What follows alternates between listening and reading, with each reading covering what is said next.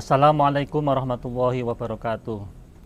Alhamdulillahirrabbilalamin. Wabihi nasta'in ala umuri dunya waddin. Sayyidina wa maulana Muhammadin wa ala alihi wa sahbihi ajma'in. Rabbi shrahli sadri wa yassirli amri wahlul 'uqdatam min lisani yafqahu qawli, amin. Pemirsa Masjid TV, para penonton, sahabat ngopi, dan para pendengar Radio Dais dimanapun Anda berada. Pertama-tama mari kita panjatkan syukur kita kehadirat Allah Subhanahu wa Ta'ala, yang mana pada kesempatan kali ini kita bisa bersua kembali di acara ngopi ngaji online perkara Islam. Kedua kalinya salawat dan salam semoga tercurahkan dari Nabi Agung kita Nabi Muhammad SAW. Semoga mahabbah kita kepada baginda Rasul dapat memberikan kemudahan hidup di dunia, dan kelak di yaumil qiyamah kita mendapatkan syafaatnya, amin amin ya rabbal alamin. Pemirsa Masjid TV, para penonton, sahabat ngopi, dan pendengar Radio Dais dimanapun Anda berada, alhamdulillah pada kesempatan kali ini kita bisa bersua kembali di acara ngopi ngaji online perkara Islam. Nah, pada episode kali ini kita sudah sampai di episode yang ke-144. Ini tidak seperti biasanya karena pada episode kali ini kita roadshow ke pesantren, tepatnya di Pondok Pesantren Doaku. Dan ini sudah hadir juga pengasuhnya, beliau adalah Ustadz Riyad Ahmad. Assalamualaikum Ustadz. Waalaikumsalam warahmatullahi wabarakatuh. Kabar saya ini? Masya Allah, saya sangat. Terima kasih sudah menerima kita tadi ya untuk berkunjung ke pondok jenengan. Jangan bosan-bosan ke sini. Ini tepatnya di Angkringan Sholawat, para pemirsa. Dan ini juga ada Ustadz Sulekul Hadi. Selamat ya. Ustadz. Waalaikumsalam warahmatullahi wabarakatuh. Kabari? Alhamdulillah, saya semua. Nah, ini jauh-jauh dari mana tadi dengan Dari Semarang. Dari Semarang. Dari Demak. Dan seperti biasa ini saya ditemani teman ngopi saya, Mas Aldi. Ya. Mas Aldi, kabari bagaimana? Alhamdulillah baik Mas Andi. Baik ya. Nah, ini kita beda Mas. Kalau biasanya itu kita di MAJT, sekarang kita keluar roadshow di pesantren. Biasanya kita jago kandang ya Mas. Sekarang kita main ke kandang lawan ya. Bukan lawan. Iya. Nah, kira-kira kenapa kok kita roadshow ke pesantren Mas? Ini ada momentum apa atau ada tema apa yang mau di... Nah, ini jelas ada momentum pasti Mas Andi kalau sini ya. Ya, kita kan sebentar lagi mau masuk ke Hari Santri ya, peringatan Hari Santri tanggal 22 Oktober. Ini tepat sekali kalau kita main-main ke pesantren lah Mas. Kita mau main aja ya, nggak mondok gitu ya.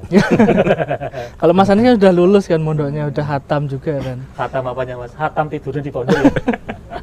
Tinggal boyong. Nah, Mas Aldi, ini kita sudah kerawan dua narasumber yang luar Bukan kerawan, kayak yang rauh kita Mas. Kita yang kesini kan. Kita yang sowan itu ya. Sowan maksudnya gitu.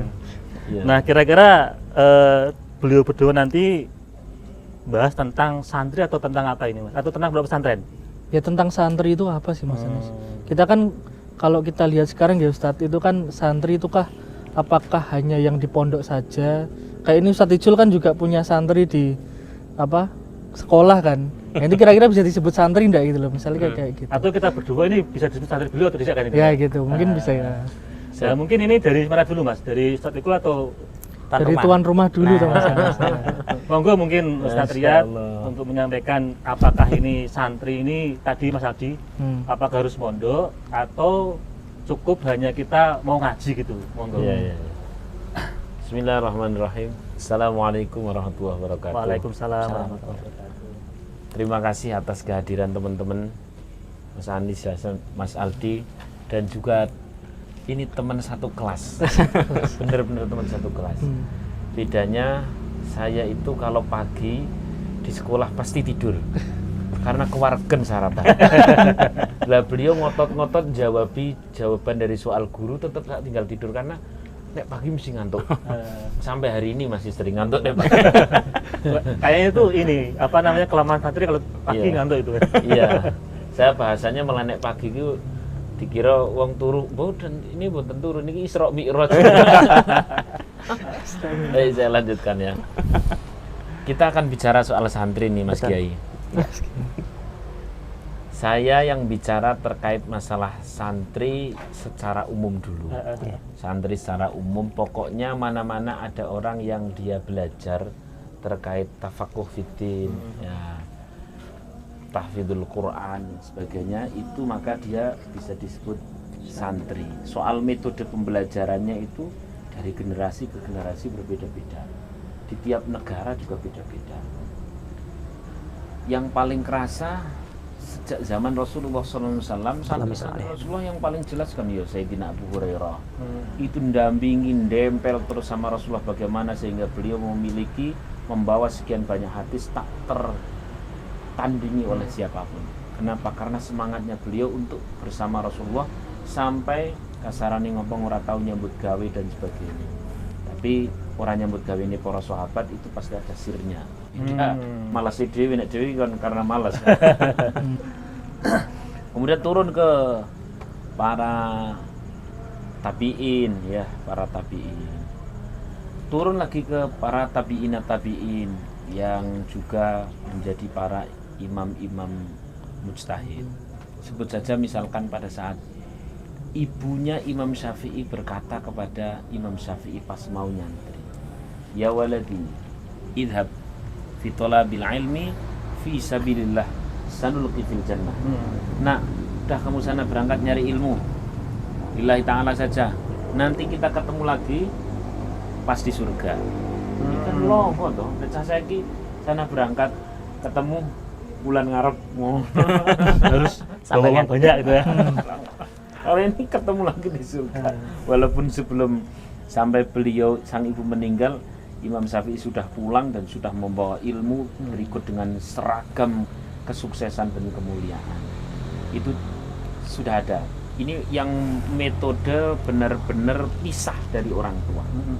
Kemudian yang metode masih sering kumpul dengan orang tua, itu ada di zaman Imam Malik. Imam Malik punya murid namanya Yusuf bin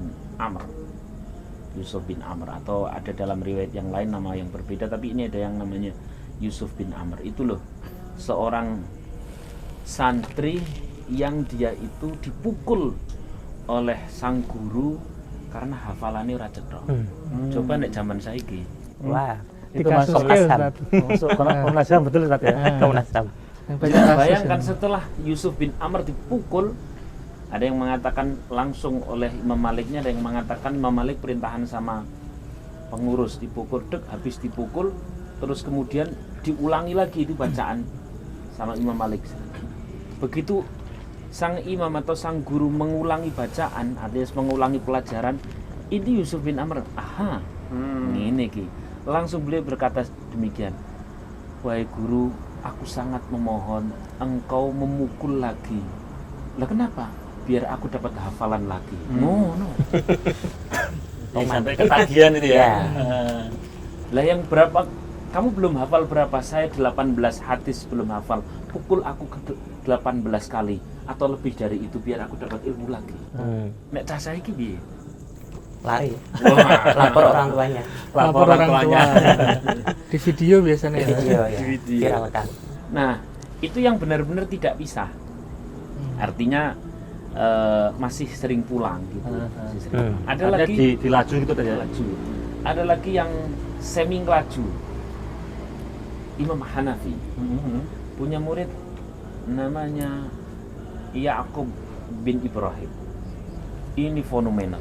Ya'qub bin Ibrahim. Nanti jenengan yang cerita hari santri ini saya santri dari turun temurun. Iya. Sambil loading nih. Ini Yusuf bin Amr. Nung tiap dina nang pondok isine maca tok dadi ono kalian liya nanti anak IJ 6 anak IS 5. Yusuf bin Amr itu tidak punya seorang ayah. Dia bertetangga dengan Imam Hanafi. Oleh sang ibu, kok Yusuf bin Amr?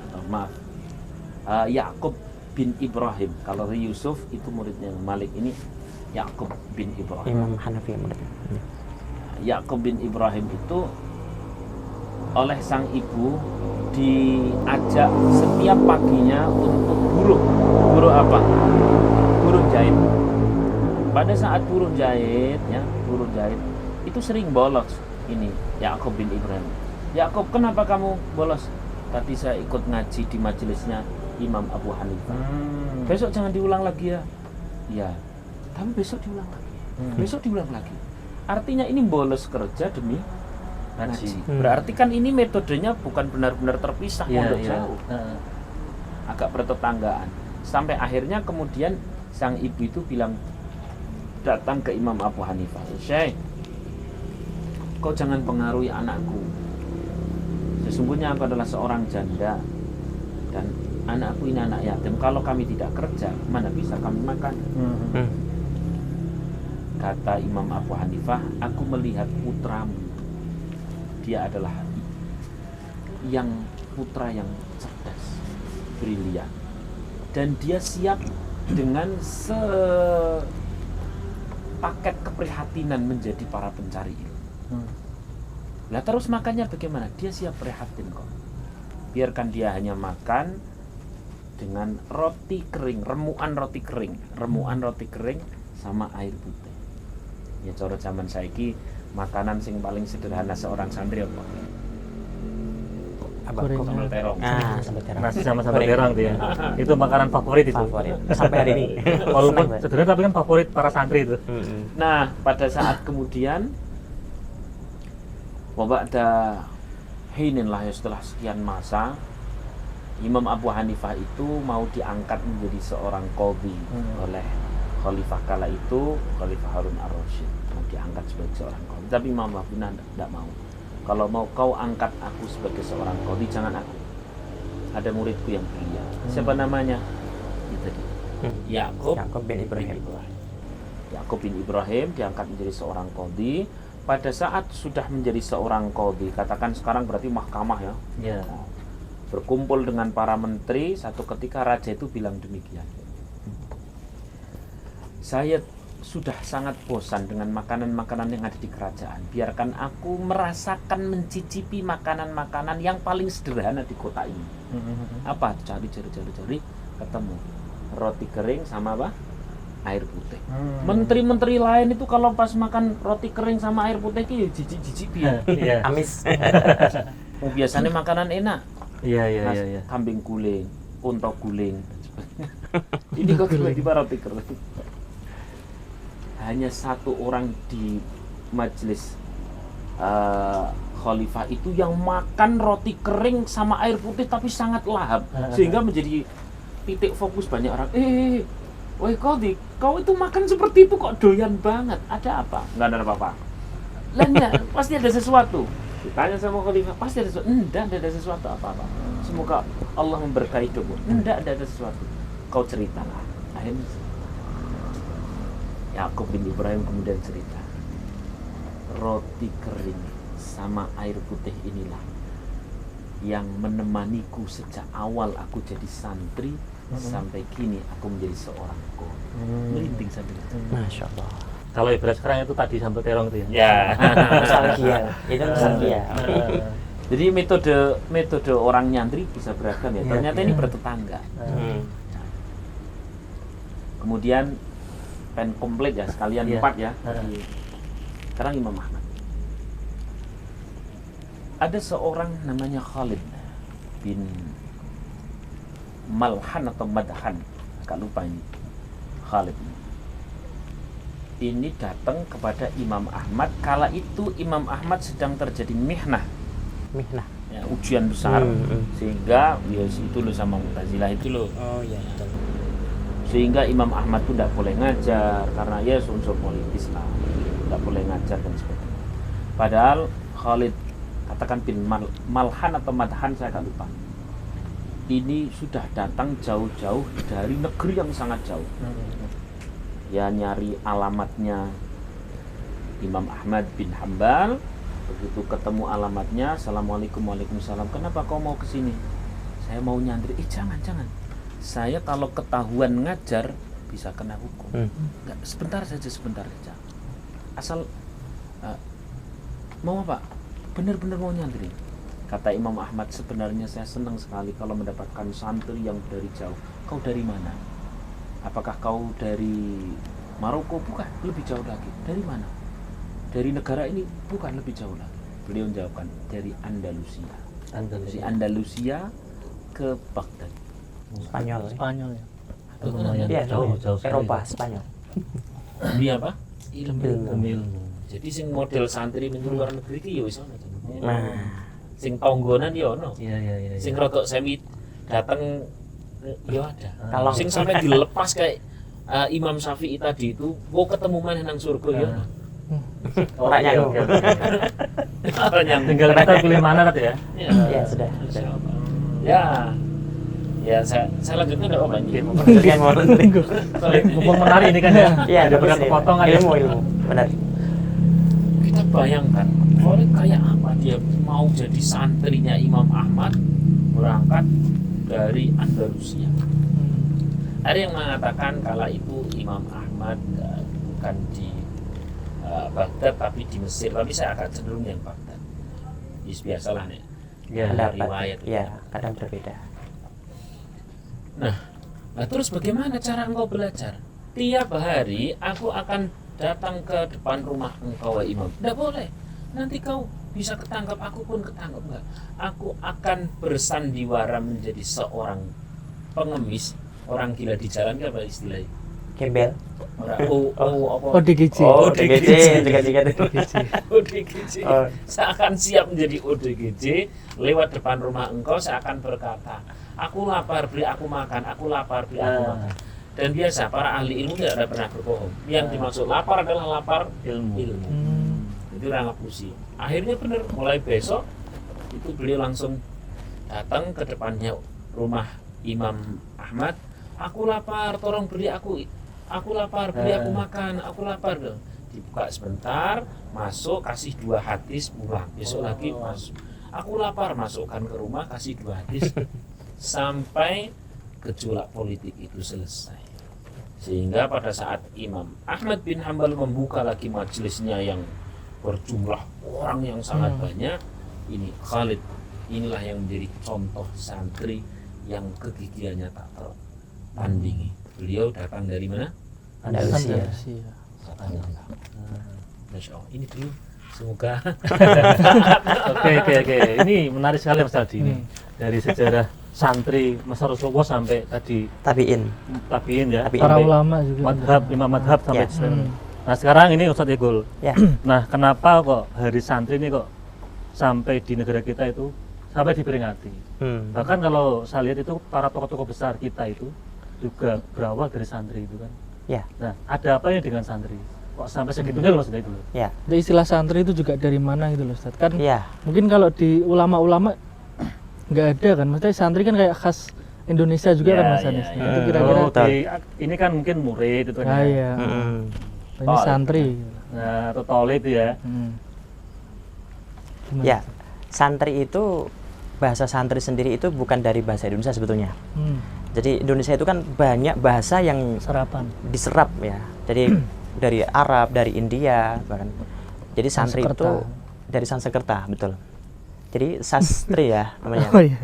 Waktu itu terus kemudian menjadi santri yang sudah mendarah daging di bumi Nusantara. Jadi warga Indonesia itu lebih akrab dengan India, Gujarat dan juga Timur Tengah. Nah, kemudian kenapa kok santri melekat sekali dengan budaya Nusantara? Itu dimulai semenjak masa-masa perjuangan Wali Songo ketika beliau menyebarkan agama Islam di Indonesia. Kemudian sampai ke kini ya, menuju ke Pangeran Diponegoro pas waktu beliau ditangkap dan akhirnya melahirkan beberapa ulama, dan ulama ini kemudian punya santri dan punya santri, punya murid dan sebagainya.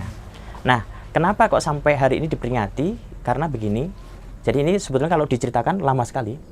Tapi sejarah bumi Nusantara memperingati hari santri itu dimulai ketika Hadratus Syekh Kiai Haji Hasyim Asy'ari itu mencetuskan, memberikan fatwa resolusi jihad ya, jihad untuk kepada seluruh murid-muridnya. Itu pada tanggal 17 September tahun 1945. Beliau mengumumkan kepada seluruh santrinya, ayo kita sekarang jihad. Karena Indonesia setelah proklamasi tanggal 17 Agustus 45 itu ternyata diserang terus, masih diteror oleh Belanda, diteror oleh bangsa asing lah istilahnya. Jadi belum disetujui istilahnya, belum diakui kemerdekaannya. Kemudian akhirnya beliau, yaudah kita resolusi jihad tanggal 17 September. Jadi sekitar 1 bulan setelah diproklamirkan kemerdekaan Indonesia. Nah, ini kemudian dirapatkan oleh para kiai pada tanggal 21 hingga tanggal 22 Oktober tahun 1945. Dan setelah dirapatkan muncullah resolusi jihad yang kemudian tanggal 22 Oktober itu diambil dan menjadi Hari Santri melalui Kepres nomor 22 tahun 2015 yang ditandatangani oleh Bapak Presiden Joko Widodo dan diperingati pertama kali tahun 2016 sih. Tahun sebelum pandemi 2016, 17, 18, 19, 20, 21, 22, 23. Ini yang ke-8. Jadi baru diperingati dan satu-satunya di dunia yang memperingati Hari Santri itu hanya ada di Indonesia. Dan ini karena ini karomahnya dari Al-Mahfurlah Hadratus Syekh Kiai Haji Hasyim Asy'ari. Dan peran santri juga sangat pentingnya untuk negara kita itu. Betul, pada saat itu adanya resolusi jihad, ulama berjuang gigih untuk mempertahankan kemerdekaan yang sudah diproklamirkan tanggal 17 Agustus. Terus ulama dan para santri itu bersatu untuk berjuang. Jadi sudah tidak ada rasa takut untuk mati fisabilillah. Udah nggak usah khawatir karena ini syahid gitu. Ini jihad ya. Jihad betul. Karena Ya, waktu itu udah nikah belum gitu ya. oh nggak mikir gitu. Nah, apalagi sekarang juga sama kan ini Apalagi masih nek belum nikah itu malah tidak ada tanggungnya. Mangkat les. bener. Ora Bali ora apa-apa. Ya betul. Pada saat itu Beda kalau akhirnya sekarang tak. ya, beda ini beda nih. Kebalik ini ya. Dan pada saat itu memang digelontorkan semangat gelora-gelora jihad fisabilillah. Kenapa? Karena salah satunya adalah Tentara Nasional Indonesia waktu itu belum ada. Jadi masih digodok ya. Kemudian muncul namanya TKR, Tentara Keamanan Rakyat, yang dibentuk oleh Bung Karno tanggal 5 Oktober. Jadi tanggal-tanggal menjelang dibentuknya TNI itu, tanggal 17 September itu dicetuskan resolusi jihad oleh Hadratus Syekh, kemudian didiskusikan tanggal 21-22 Oktober, dan tanggal 22 gongnya ini yang kemudian menjadi peringatan Hari Santri Nasional. Dan ini kan supaya tidak dilupakan perjuangan santri yang begitu luar biasa, begitu hebatnya untuk mempertahankan bumi pertiwi. Tidak hanya kalau santri pasti mereka ini adalah orang-orang yang rajin menuntut ilmu. Jadi waktu itu seperti yang dikatakan oleh Ustadz Riyad tadi, semenjak sahabat tabiin hingga tabiut tabiin, ulama-ulama mujtahid ya sampai hari ini, itu yang namanya santri kalau sudah niat dari awal pasti belajarnya luar biasa. Kalau zaman sekarang mungkin saya pun juga masih santri, mungkin santrinya Ustaz Riyad. Terus ini kita berdua ini ya. Kan gini, belajar kalau loh. saya punya hati pinginnya begini, mazalat toliban. Jadi selalu jadi murid gitu. Selalu jadi. Karena kan menuntut ilmu tak pernah berhenti sampai kita Yang lahat. di liang lahat gitu. Makanya kalau misalkan saya bilang, oh ini hari santri, saya semangat sekali karena saya pun juga masih santri sama. Kalau Ustadz Riyad ini Hadratus Syekh ini. Jangan bos. Jangan ya. Saya Biar ya keren sama ini masih santri. panggilkan aja Mas Kiai. Mas Kiai ya, kayaknya betul. Saya sampai hari ini masih santri. Jadi kalau misalkan di teman-teman atau sahabat yang melihat ini, mungkin barangkali ada yang belum paham gitu. Jadi tadi kan sudah dijelaskan banyak hal tentang sejarah santri dulu, zaman tempo dulu sampai hari ini di negara kita ini, bahwa Hari Santri bukan sesuatu yang notabene adalah untuk organisasi tertentu saja sebetulnya. Atau untuk agama tertentu saja. Untuk agama tertentu saja, tapi motivasi semangatnya ini adalah untuk semua pelajar-pelajar yang ada di Indonesia, khususnya memang pelajar Islam. Untuk membangkitkan nasionalisme kebangsaan. Kebangsaan. Karena yang paling akrab dengan nasionalisme kebangsaan kan memang santri. Yes. Karena yang paling gigih untuk berjuang melawan penjajahan. Ya. Maka dulu kan pada abad pada saat Pangeran Diponegoro ditangkap itu kan ada salah satu pangeran dari Belanda yaitu Frederik mungkin ya. Beliau itu sempat khawatir, ini Pangeran Diponegoro ini kok rajin ibadah, rajin zikir. Ini jangan-jangan nanti besok ada waktu di mana bangsa Belanda dengan Indonesia itu hanya dihadapkan dua hal. Yang pertama, kalah atau menang. Bukan tengah-tengah, tapi kalah atau menang. Dan ternyata terbukti tanggal tahun 1945 hingga 1949 kegigihan para murid-murid beliau yang kemudian santri-santri beliau ini, penerus-penerusnya ini yang membuat Belanda itu gentar untuk melepaskan Indonesia. Kan gitu. Dan ini terbukti gitu loh. Jadi semenjak Pangeran Diponegoro itu ditangkap, diasingkan, salah satu pangeran Belanda itu khawatir begitu. Sekhawatirnya gitu loh. Wah, ini pasti suatu saat santri-santri beliau ini pasti akan membalas. Ada gejolak. Ya. gitu. Ada gejolak di tahun-tahun yang akan datang. Dan itu terbukti tahun 45 sampai tahun 49 terjadilah gejolak luar biasa. Bahkan sampai diperingati tanggal 10 November. Itu kan berawal dari kegigihan tanggal 22 Oktober. Dari pahlawan ya. Ya. Mungkin itu. Ini dari segi sejarah Oke. nasional. Ini mungkin pertanyaan buat Ustadz Icul ya. Ya. Ini kan jenengan kan aktif di ngajar di sekolah umum gitu. Yang kita tahu dulu itu lembaga pendidikan sebelum kemerdekaan mungkin sekolah umum itu masih terbatas kan. Itu kan gampangannya warisan kolonial gitu. Sebelumnya kan adanya pesantren, padepokan. Nah sekarang adanya kemajuan zaman seperti itu kan membutuhkan kayak jenengan guru agama di sekolah umum. Nah kira-kira di situ bisa nggak disebut yang jenengan ajar di situ sebagai santri ini jenengan misal gitu? Ya, kalau secara umum pengertian santri itu kan orang yang menuntut ilmu. Siswa santri atau seseorang yang menuntut ilmu kepada gurunya itu santri ya. Iya. Betul ya. Nah makanya kalau tergantung gurunya mau mengatakan dia itu sebagai santri atau tidak. Bahkan saya anggap yang ada di sini itu semua santri. Ini yang hadir ada 4.444. Nggak kelihatan Muncul separuh. Muncul separuh katanya. Yang kelihatan ini, yang nggak kelihatan lebih banyak gitu. Karena santrinya beliau tuh juga ada dari yang nggak kelihatan. Ada yang nggak kelihatan. Lembut. Jadi maksudnya nggak kelihatan di sini tapi di sosial media. Ya, media, betul. Dan kalau di sekolah umum mereka bisa dikatakan sebagai santri. Ketika dia belajar dengan saya, karena saya mengatakan itu sebagai santri. Tapi kalau guru lain mungkin kan nggak menyampaikan itu atau nggak menyebut sebagai santri. Karena santri itu penyebutan saja. Tetapi bagi mereka para pelajar yang pingin saya adalah santri ya itu hak mereka. Dan sekarang tuh orang mengatakan saya santri itu bangga sekali.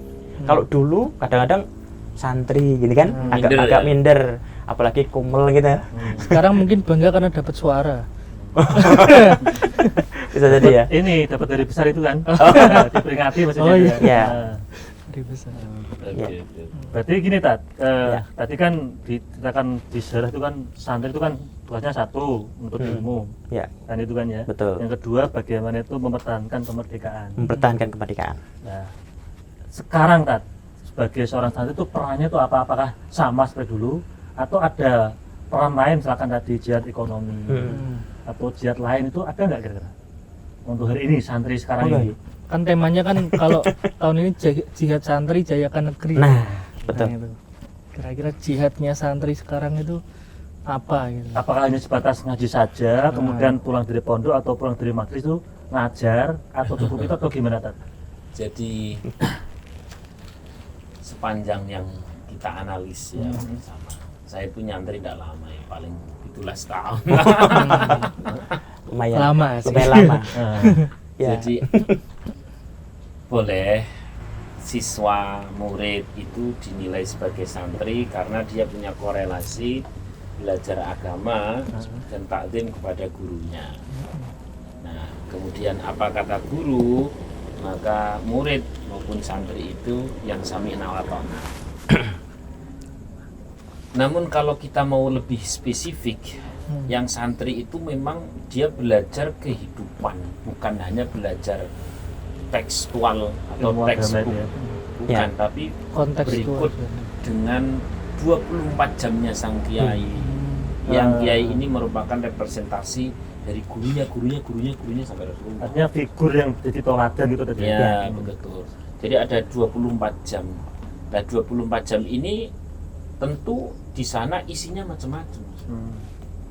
Kalau masih sipir ya memang ngaji tok. Tapi begitu mulai sanawi, musyawirin dan sebagainya, pasti akan ada khidmah. Oh, berarti di pondok juga ada tingkatan-tingkatan ya? Ya, toh. Ada. Nah, Tidak hanya satu Kang pondok. ngaji bareng-bareng enggak ya? jadi pada saat sudah di madrasah yang sudah agak kelas tinggi atau selesai madrasah, tentunya santri-santri ini dituntut untuk mengurus adik-adik kelasnya.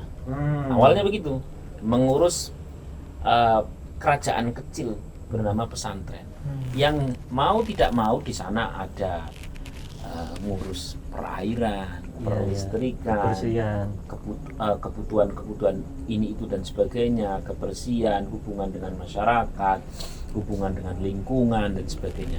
Yang itu menjadi satu kesatuan, puzzle demi puzzle itu terkumpul jadilah itu ilmu kehidupan. Jadi pembentukan karakter juga bisa. Ya, betul.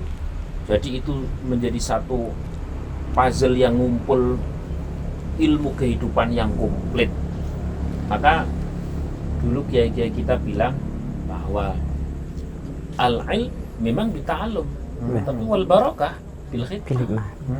Ilmu memang dengan belajar, tapi untuk mendapatkan keberkahan ilmu, wal barakah wa barakatil ilmi alnya Khidmah.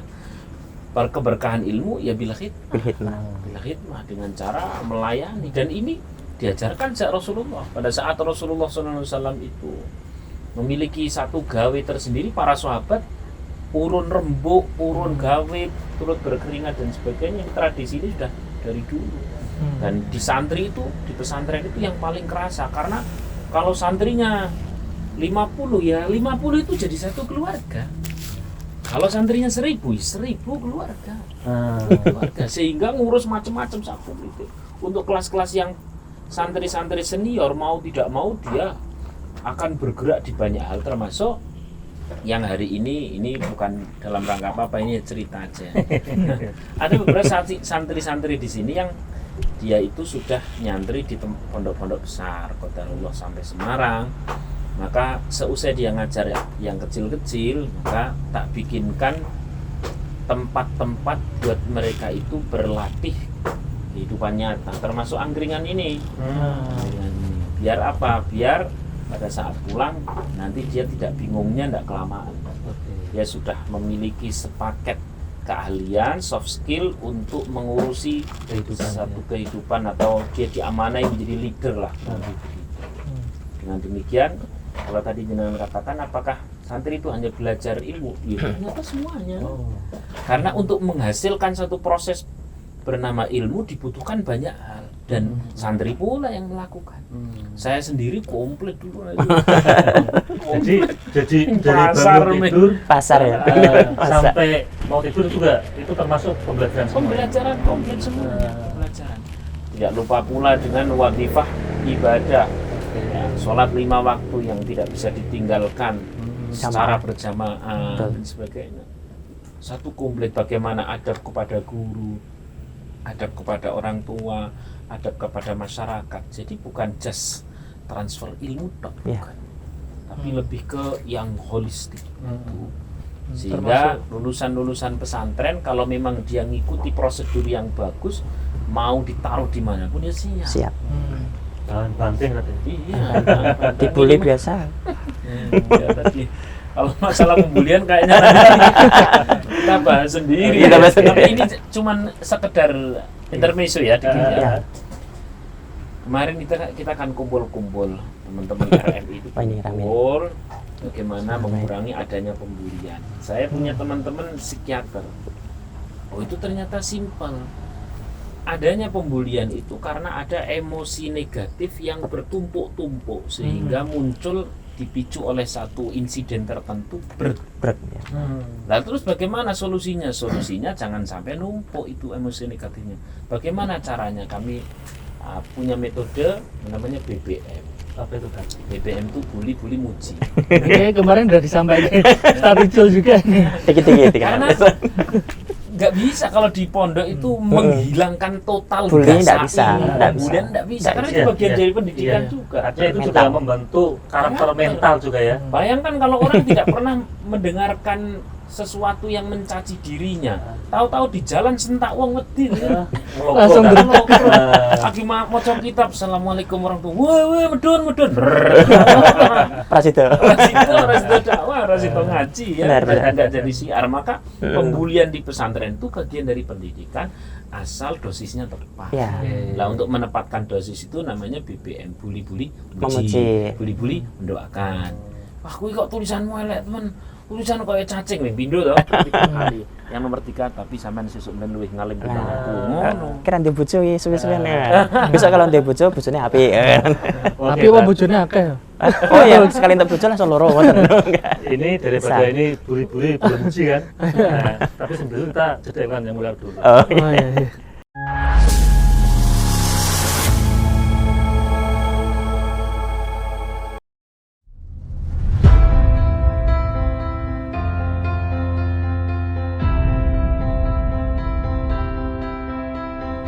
Masjid Agung Jawa Tengah kini hadir dengan berbagai pelayanan dan fasilitas yang membanggakan. Berdiri di pusat bumi Jawa Tengah, masjid ini semakin kokoh menciarkan ajaran agama Islam, tidak hanya di kancah lokal dan nasional, tapi juga internasional.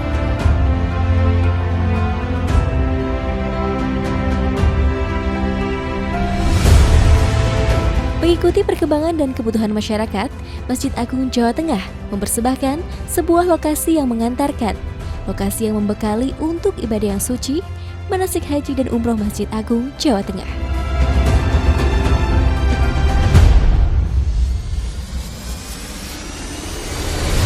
Dilengkapi replika bangunan Ka'bah, Bukit Safa dan Marwah, beserta area manasik yang luas, maka lokasi ini tepat untuk menjadi pilihan Anda melakukan proses manasik sebelum melaksanakan ibadah yang suci.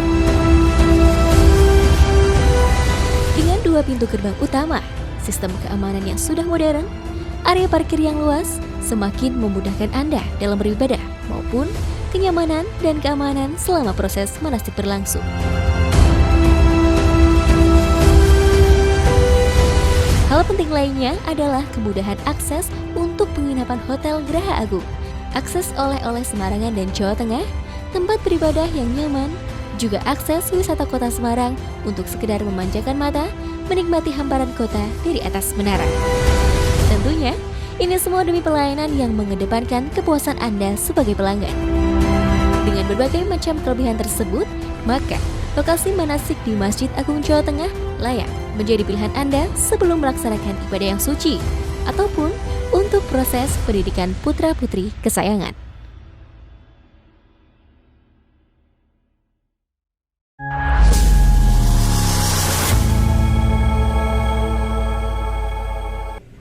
Pemirsa Masjid TV, para penonton, sahabat ngopi dan pendengar Radio Dais dimanapun Anda berada, kembali lagi bersama kami di acara ngopi ngaji online perkara Islam, masih di Pondok Pesantren Doaku, dan ini tepatnya di Angkringan Sholawat. Ini masih bersama pengasuhnya Ustadz Riyad dan Ustadz Solikul Hadi, tamu kita juga. Nah, tadi kita ngobrolin apa Mas, tentang bagaimana santri berperan untuk hari ini gitu kan. Ya, ini mungkin di era teknologi sekarang ya Ustadz, itu kan berkembang ya, berbagai macam perkembangan teknologi. Kan yang akhir-akhir ini seakan-akan itu remaja itu penuh kecemasan. Nah, itu cemas masalah masa depan atau sebagainya. Dan beberapa kasus mungkin di sekitar kita lah itu ada kasus bunuh diri. Nah, itu kira-kira peran santri di situ bagaimana Ustaz? Terutama tentang bagaimana menanamkan mental yang baik agar nggak ada bunuh diri gitu mungkin. Monggo Ustaz. Saya dulu kok. Ustaz yang paling apa? Berdaging ini kan. Bismillahirrahmanirrahim. Jadi setiap manusia, kita tahu ya, la tastaghrib wuqu'an aqdar madum tafi hadidar. Nggak usah kaget bahwa di dunia ini pasti banyak masalah. Namanya juga dunia. Iya.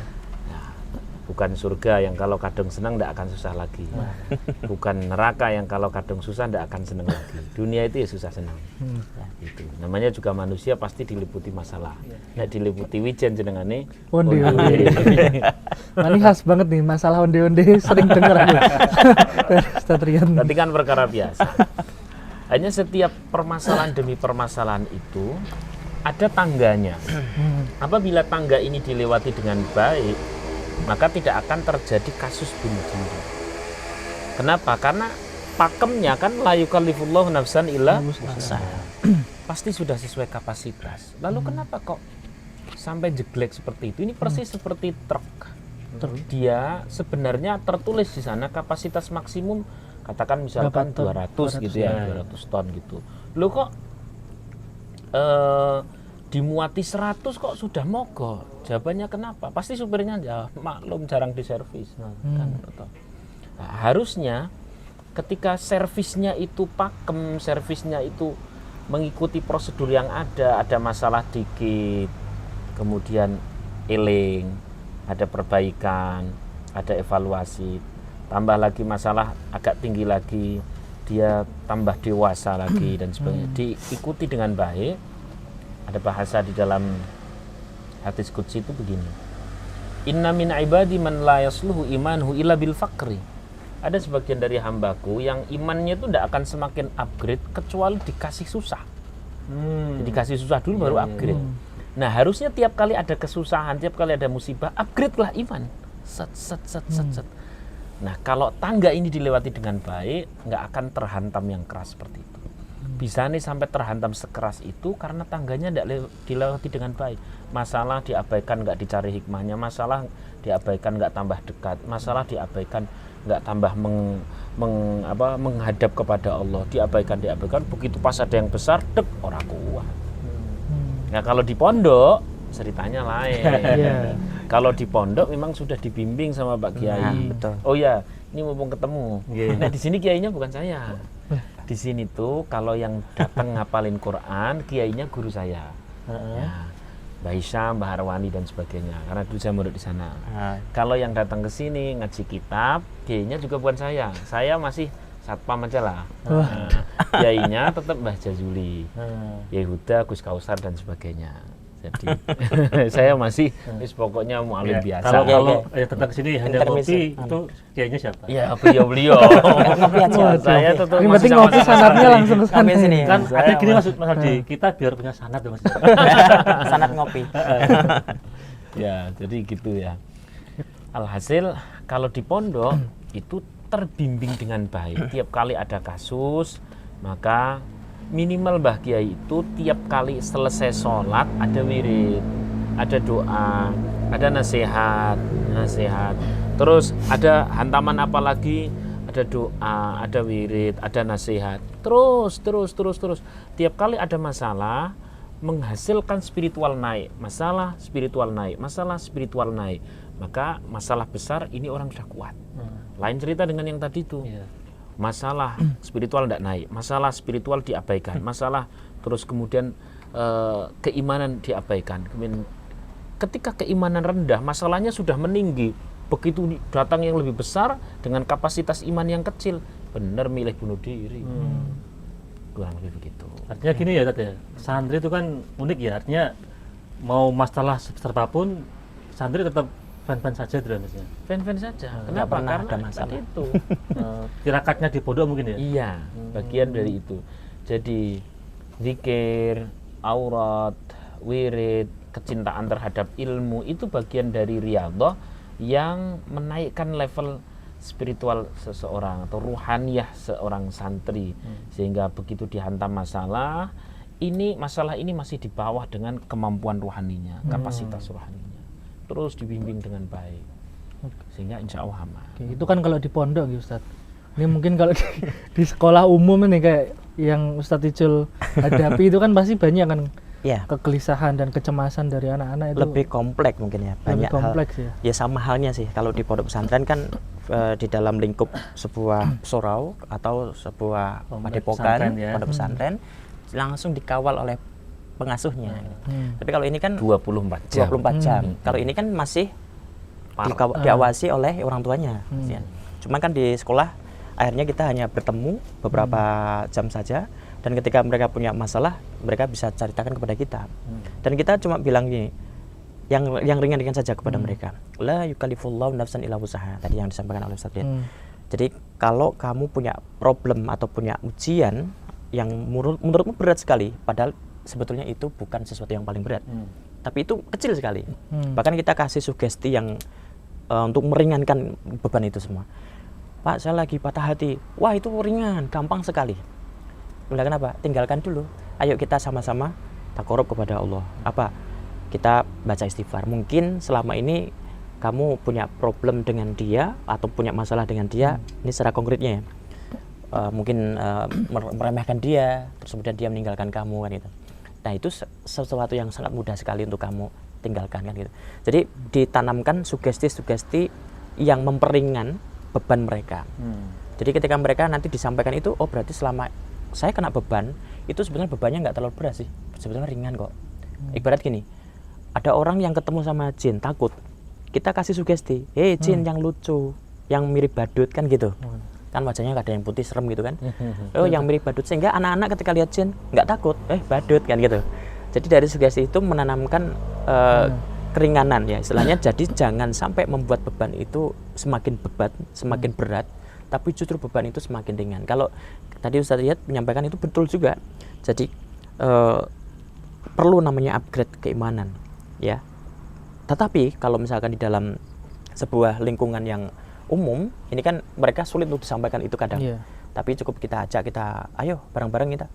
Ala bi dzikrillah tatmainnul qulub, salah satunya begitu. Zikir bareng-bareng sama saya. Habis sholat jangan pergi dulu sholat. Kan itu habis sholat duhur biasanya kan ada wiridan itu. Itu anak-anak jangan pulang dulu, di sini dulu. Ya Pak, minimal istighfar 3 kali sama la ilaha illallah tadi.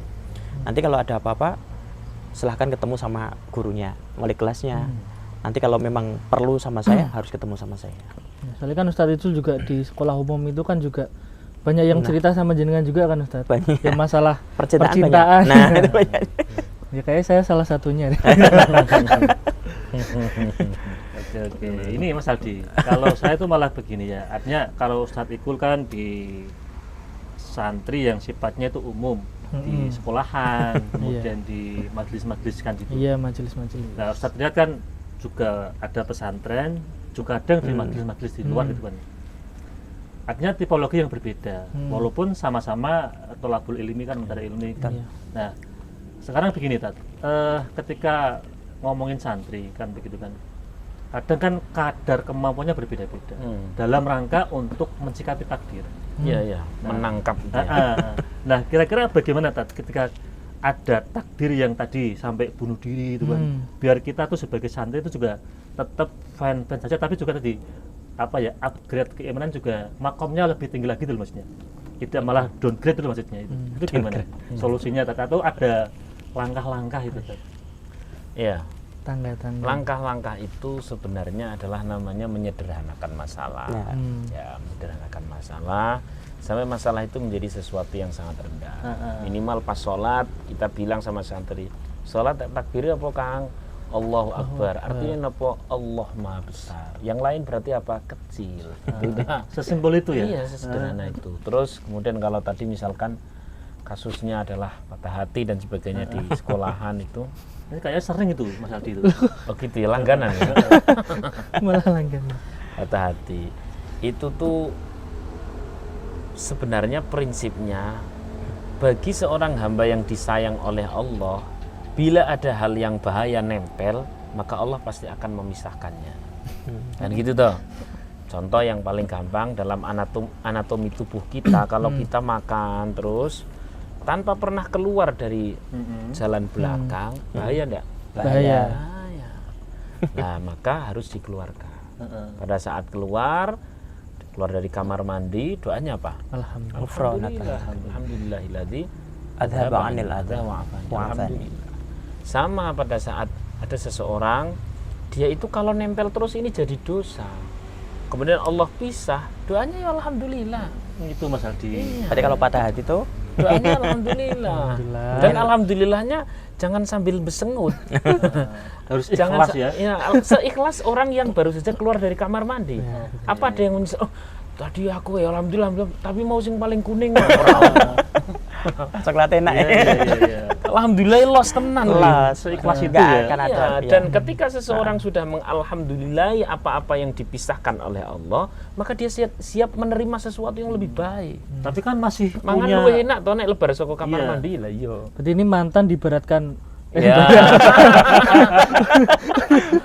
Tapi sekarang sudah dapat yang lain, sudah dapat yang lain. Oh, gitu. Nanti Tapi kan gini Tat, artinya di dalam hati dan pikiran kan masih Waduh. terngiang-ngiang gitu. Wah, ini dalam banget nih Mas Anis. Ya, apakah bisa tadi seikhlas keluar kamar? Ini luka sudah mau sebut isiannya lagi.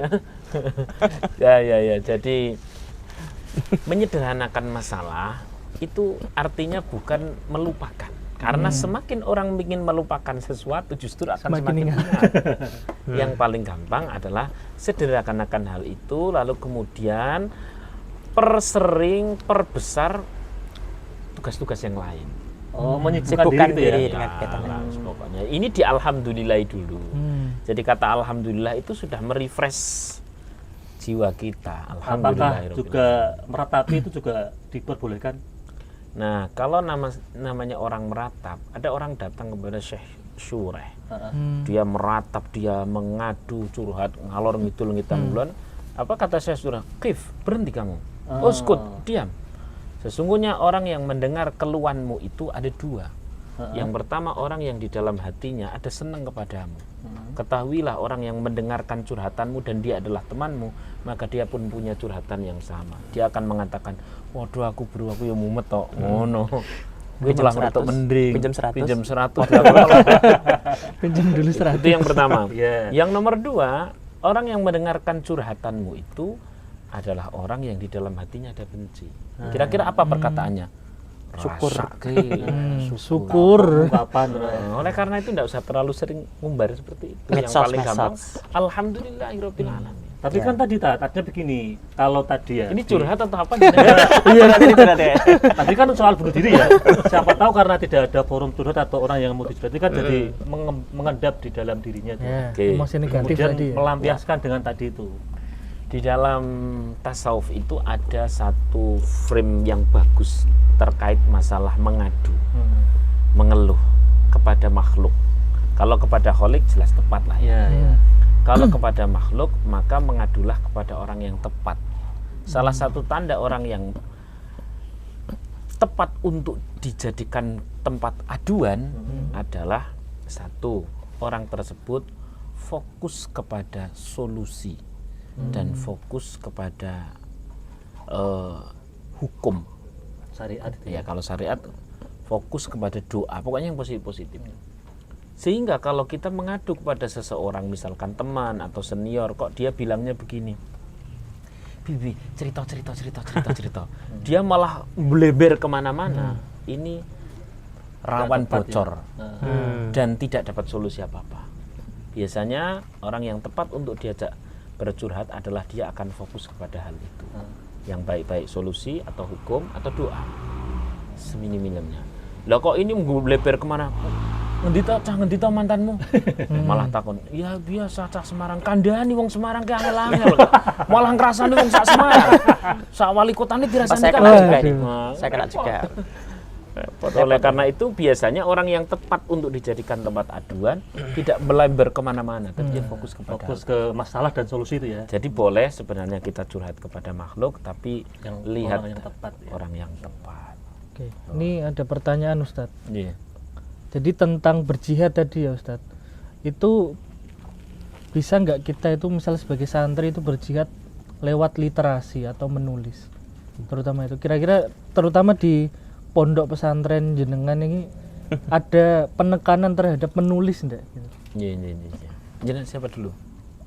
Ya saya dulu coba. Oke.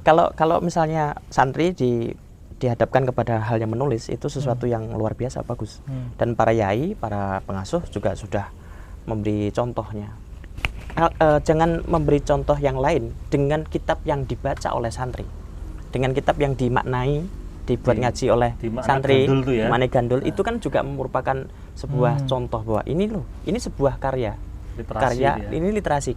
Kita bisa bikin seperti itu. Dulu waktu di foto ya, malah kita disuruh bikin karya tulis, ada yang nulisnya mirip Ar-Risalah ya. Jadi pakai bahasa Arab, mirip kitab kuning. Tulisannya itu maksudnya. Tulisannya memang kitab kuning. Kita bahasa- jadi ingat zaman dulu ya. Iya. Saya masih Iya, ingat iya. loh judul zaman dulu. Judulnya. Saya Anwaul Istidlal. Nah itu kitabnya masih Usul ada. fikih saya Usul dulu. fikih masih ada. Tapi ya wagu-wagu. Isinya Sebenarnya- nyontek. Nah itu kan salah satu contoh untuk memberikan pembelajaran kepada santri untuk bikin sebuah tulisan. Nggak usah pakai bahasa Arab lah, bahasa Indonesia cukup. Kalau misalkan ini contoh Mas Aldi kan rajin nulis nih, Ustadz. Jadi menulis tentang filsafat ataupun apa bisa.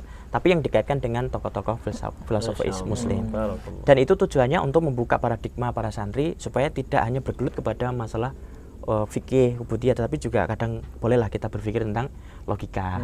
Dan itu bagus. TikToknya sudah ada juga. Saya sudah sering ikuti saya. Dan saya sering like. Tapi bagus. Ini bagian dari literasi yang bil hewar ya, dengan ucapan, dengan perkataan. Kalau itu ditulis pun itu menjadi beberapa paragraf, Ustaz. Dan ini saya sarankan malah nanti jenengan tulis aja. Kok saya, Pak? Buat kan, semua tuh, Pak. ini kan santri juga nih. Jadi para santri itu silahkan kalau punya pandangan atau apa, tulis lewat tulisan. Jihad atau- lewat tulisan itu ya. Iya, itu namanya nanti jihad fil risalah atau jihad fil hewar. Jadi dakwah ataupun jihad di dalam menulis ataupun menyampaikan kepada halayak umum lewat media sosial. Tapi yang unik ini Tat, santri itu punya literasi yang beda dari yang lainnya. Itu bahasanya Arab dan bahasanya Jawa. Wah. Nah, ini karya ulama Nusantara. Ini mungkin bisa dijelaskan itu kan juga Karya keren, ulama itu Nusantara. kan Dan ini keren itu ya. kelebihan kita. Kelebihan ulama kita maksudnya. Bukan kelebihan kita. Kelebihan kita sebagai santri gitu loh. Untuk mengkelabui Harus Belanda bangga. dulu Ya, betul.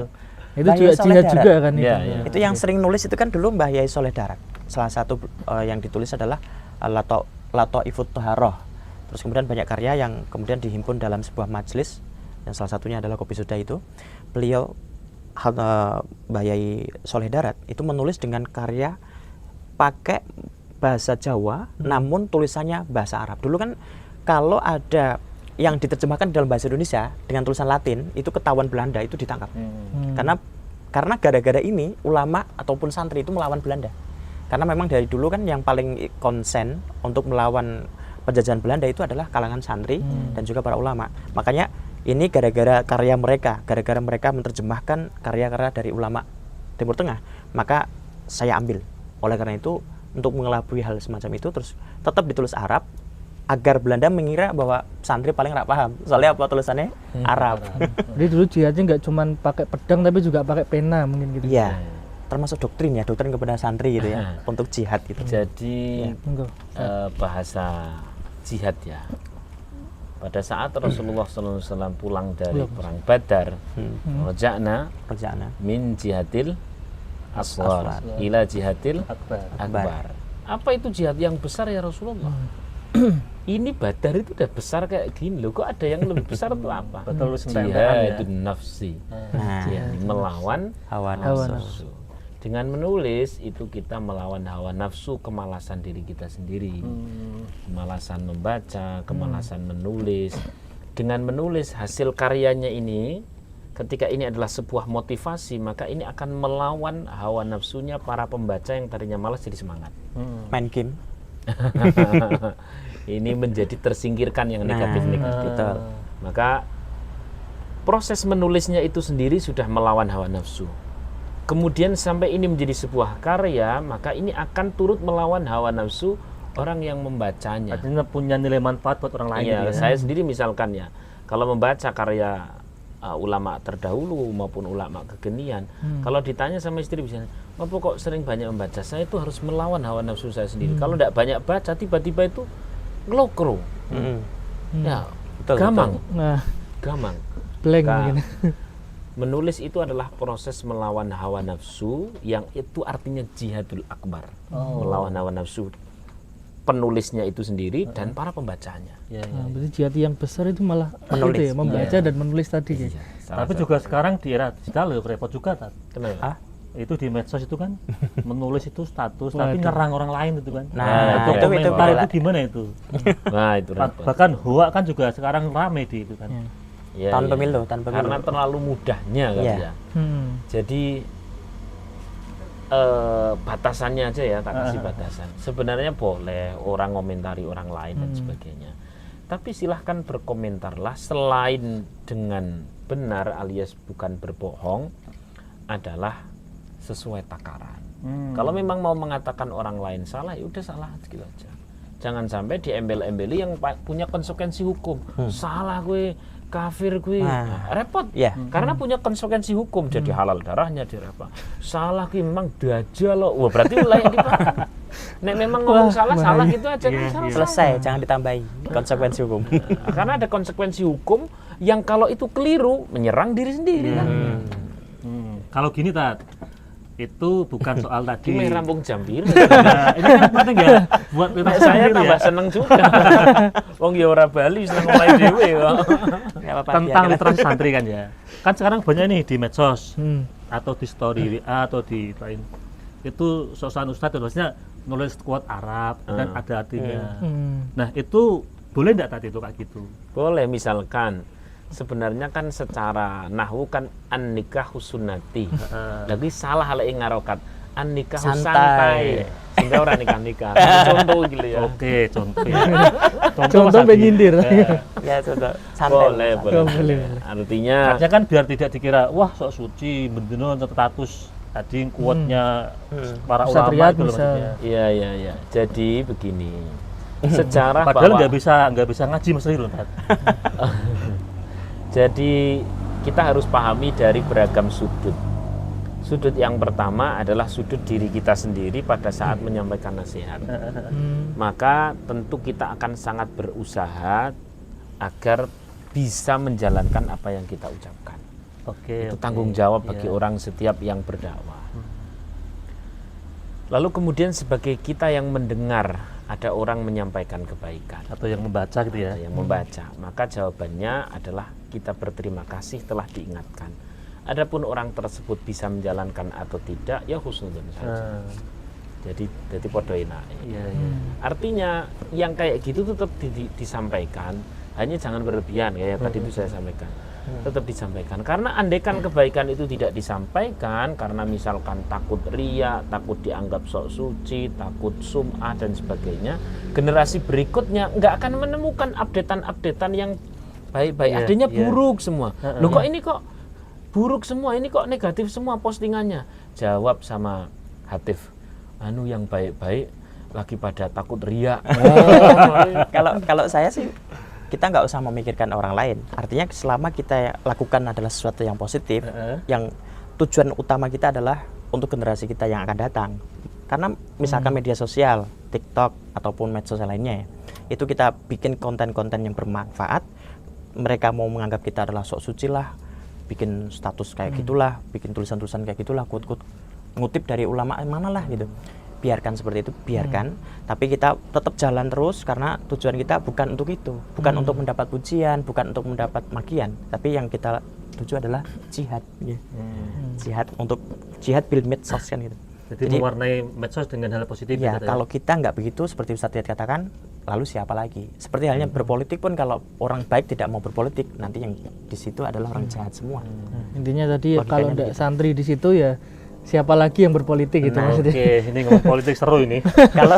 Kalau tidak, artinya kalau memang santri ya, santri dimanapun yang Anda berada, tetaplah membawa jiwa santrinya di dalam hati, karena hanya satu-satunya orang yang mengatakan sebagai seorang santri, dia itu adalah orang yang merasa ilmunya sudah lebih dari cukup. Artinya begini, saya bersyukur menjadi seorang santri yang saya harus belajar dari ilmu, dari buku, dan juga teladan dari kiai. 24 jam saya mengikuti beliau, kan begitu. Dari itulah sesuatu yang mungkin tidak dirasakan oleh santri-santri yang di luar sana, santri mukim. Makanya kalau misalkan mau milih ya dua-duanya boleh, santri umum, santri mukim, santri kalong atau santri yang lainnya. Tetapi kalau santri mukim ya bagus juga, mondok gitu. Ayo mondok kan gitu. Jadi tujuannya apa? Ya untuk menjaga supaya mental kita juga lebih baik. Kalau ada keluhan-keluhan langsung curhat ke kiai kan enak, bunyai gitu. Boleh-boleh lah gitu. Nanti coba yang mau nyantri mondok aja gitu. Kalau nggak mondok ya nggak apa-apa. Ya. Atau yang jelas mondok di Doaku. Doa aku juga keren, karena pondoknya keren Ada banget. tempat nongkrong yang keren ini. Ya ini juga keren. Anggrek Habis biasa. ngaji nongkrong ngopi. Nah, Tat, ini mungkin Motivasi buat mau. artinya biar nanti mau mondok dan juga Ya mau itu ngopi. doanya. Kalau banyak orang yang mau mondok sebenarnya banyak. Ya hanya akhir-akhir ini agak orang mundur karena banyak rumor-rumor frame-frame yang buruk Iya, ya. iya. Padahal itu sebenarnya bukan dari pesantren tapi dari oknum-oknum. Ya saya sering bilang sama teman-teman wali santri yang khawatir memondokkan anak gara-gara ada dua hal. Satu, banyaknya kekerasan. Nomor dua, adanya asusila. Iya. Kekerasan atau bully, terus kemudian asusila. Asusila yang isu menyebar itu. Iya. Yang pertama saya sampaikan dengan tegas, itu adalah pesantren yang tidak masuk pada kapasitas bisa disebut pesantren. Karena pesantren yang bisa disebut kapasitas sebagai pesantren atau kiai yang bisa disebut sebagai kiai itu sudah tertuang dalam kitab Ta'limul Muta'alim. Kalau nyari guru memiliki 3 instrumen. Instrumen pertama al-asan, ada kiai sepuhnya. Saya misalkan di sini bikin pesantren, tapi saya punya kiai sepuh.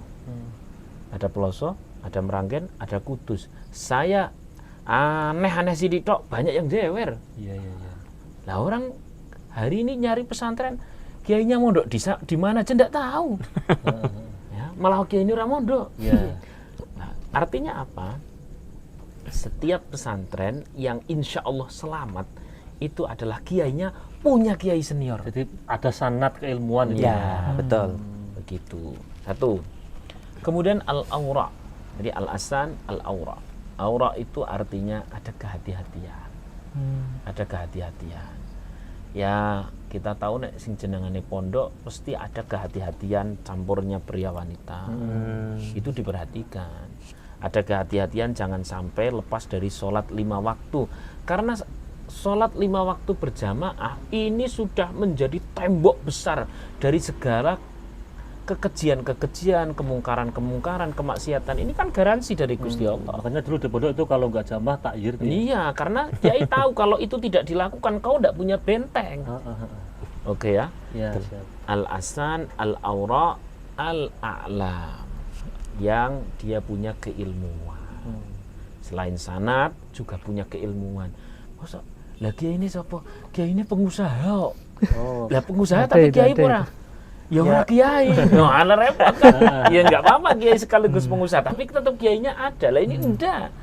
Ini bukan bermaksud membicarakan siapa-siapa, ini sebuah kejujuran saja. Satu itu ya, poin itu luar biasa. Terus kemudian yang tidak kalah penting, kalau takut memondokkan anak gara-gara di sana ada kekerasan, walaupun itu ya tidak semuanya ya, atau ada asusila, saya tanya di luar ada atau tidak? Ada.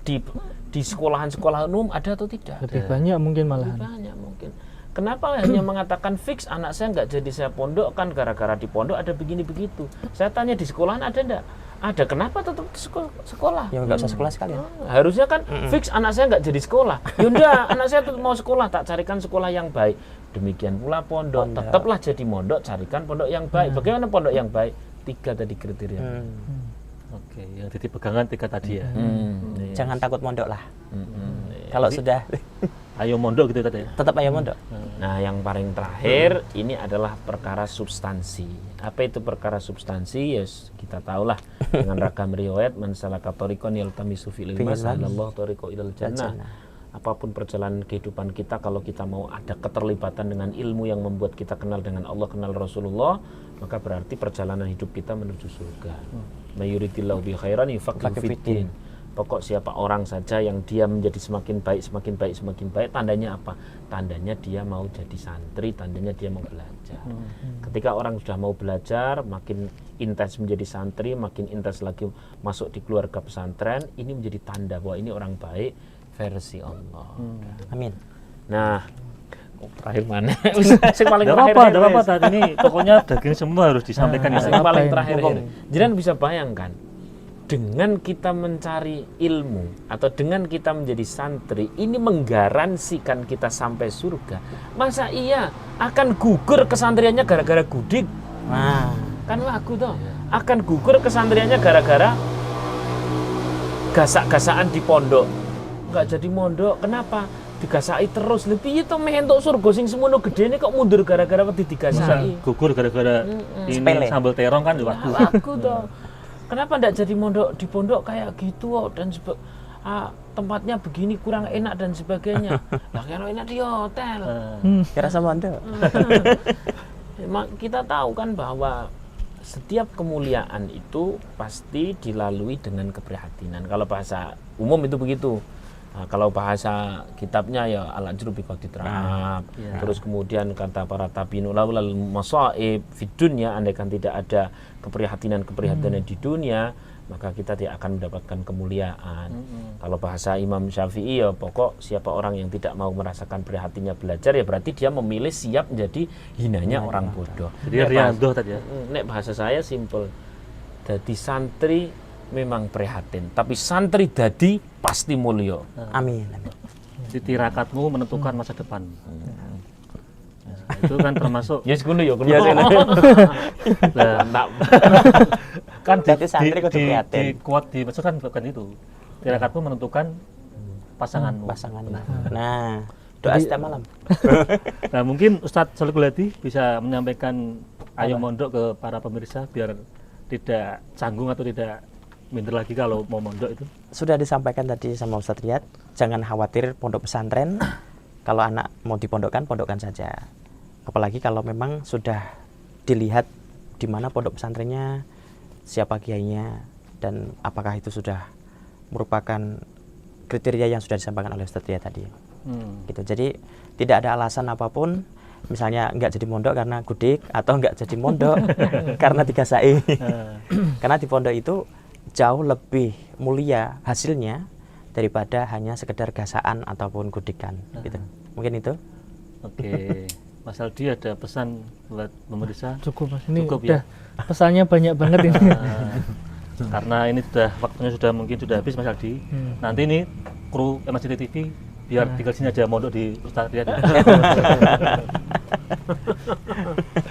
Biar jadi santri yang benar-benar santri. Ini kan santri kalong ini kan ya.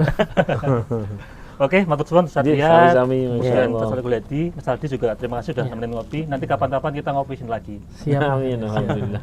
Pemirsa MSCT TV, para penonton, sahabat ngopi dan pendengar RDI dimanapun Anda berada, demikian ngopi pada episode kali ini. Saya selaku host, apabila banyak salah, banyak khilaf, mohon maaf yang sebesar-besarnya.